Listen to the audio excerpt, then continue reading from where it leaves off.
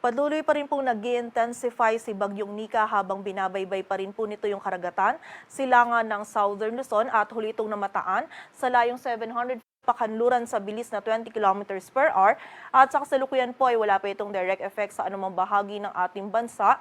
Ngunit bukas po ay na-expect natin na itong silangang bahagi ng Southern Luzon is makakaranas na po ng bugso ng mga malalakas na hangin and also ng mga pag-ulan na dulot ni Bagyong Nika. So pag-iingat po para sa ating mga kababayan dyan. Samantala, yung bagyo naman na minomonitor natin sa labas na si dating Bagyong Marce ay huling namataan sa layong 850 kilometers west ng extreme northern Luzon at wala na rin po itong direct effect sa anumang bahagi ng ating bansa. Samantala, yung isa namang low pressure area or LPA sa labas ng PAR ay huli pong namataan sa line 2,505 kilometers silangan ng northeastern Mindanao at posible po itong pumasok sa loob ng ating area of responsibility by Tuesday and nakita din po natin na ito ay madidevelop at magiging isang bagyo sa mga susunod na araw. Ngunit sa kasalukuyan po ay wala itong direct effect pa sa anumang bahagi ng ating bansa, ngunit continuous monitoring pa rin po tayo and patuloy na magantabay sa updates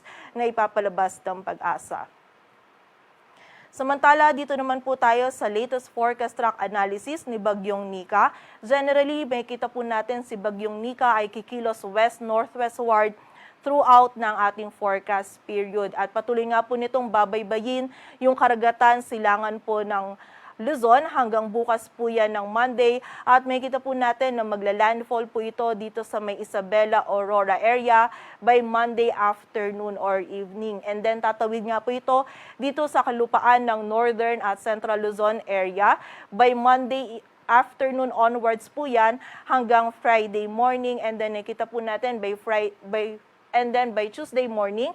And then may kita po natin by Tuesday morning is ito naman po ay tutungo dito sa West Philippine Sea. And nakita po natin bago ito mag-landfall is mag-i-intensify pa po ito into a severe tropical storm category by tomorrow po yan. And also, hindi rin po natin inaalis yung possibility na patuloy pa po mag-i-intensify itong si Bagyong Nika kung saan meron din po tayong posibilidad na maging isang typhoon category pa po ito bago ito mag-landfall dito sa may Isabela, Aurora area. And also bibigyang diin lamang din po natin na hindi lang po yung areas natin kung saan magla-landfall si Bagyong Nika yung maaapektuhan po nito, kundi yung malaking area po nitong Northern at Central Luzon na sakop po ng mga kaulapan and also ng mga malalakas na hangin na dala ni Bagyong Nika yung maapektuhan po natin mostly po by simula po yan ng Monday and Tuesday. So yung peak po ng pagdaan ni Bagyong Nika ay na-expect po natin na pinakamaapektuhan niya po